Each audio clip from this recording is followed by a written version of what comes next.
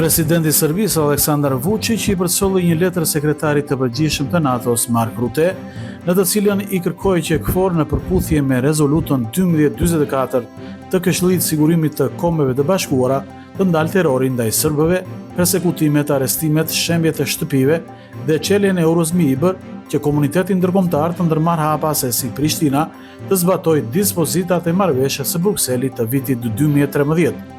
Vučić në një video mesazh në Facebook vuri në dukje se në 5 vitet e fundit ka pasur persekutim dhe terror të vazhdueshëm ndaj popullit serb në Kosovë, nënheshtjen apo qëndrimin e butë të bashkësisë ndërkombëtare.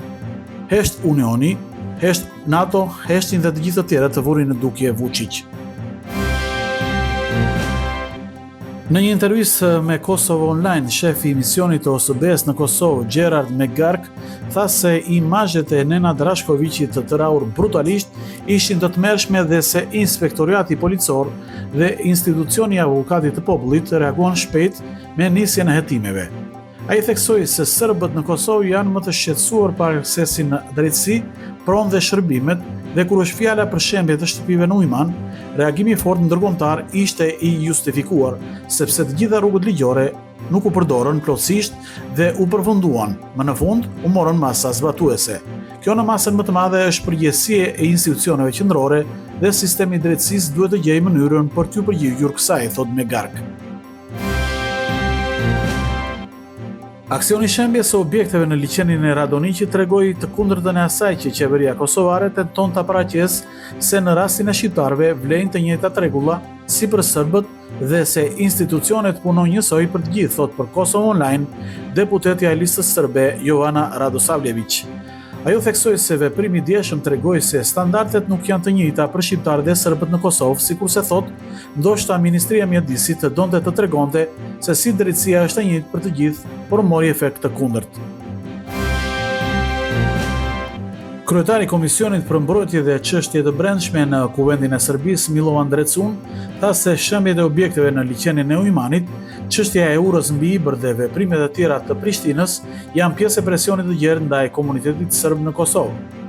Të gjitha këto raste e ura mbi Ibër, mbrojtja e manastirit të Deçanit, rahja e Nenad Rashkovicit dhe tani shembja e objekteve përfaqësonin vetë se terror të vazhdueshëm institucional e fizik që ndërmarrin institucionet e përkohshme të vetqeverisjes ndaj popullit serb, tha Drecun për RTS.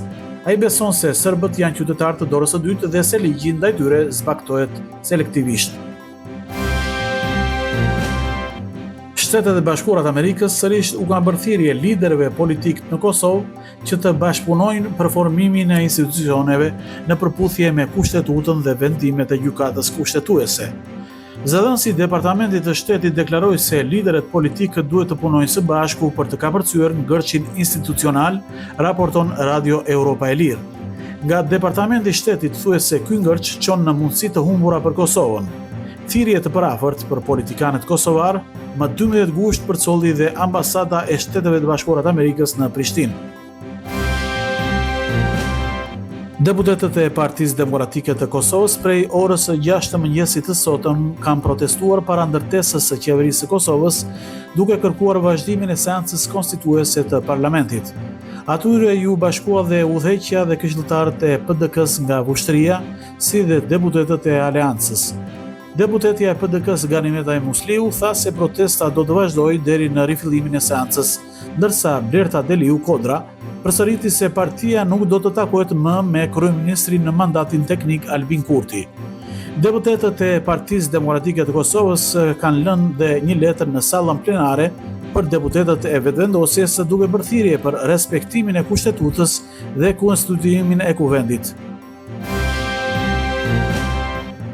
Në vendkalimin e Jarinjës, këtë mëngjes u formua kolona automjetesh në dalje të Kosovës, ku ata pritën për rreth 45 minuta, ndërsa në hyrje nuk pati vonesa, raporton gazetari Kosovo Online.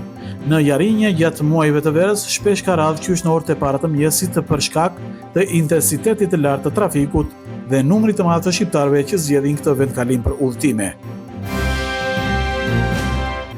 Nesër moti do t'jetë me diell dhe vap me erëra të lehta nga ana e jugut dhe jug perëndimore. Temperatura e mëngjesit do të jetë nga 12 deri në 24 gradë Celsius. Temperatura maksimale ditore do të jetë nga 36 deri në 42 gradë Celsius. Të shtunën në veri dhe perëndim temperatura do të jetë 7 gradë me ulët. Në junglindje dhe lindje do të vijojë moti nxehtë. Në fillim të javës së ardhshme në mbar vendin sërish do të jetë mot me vap.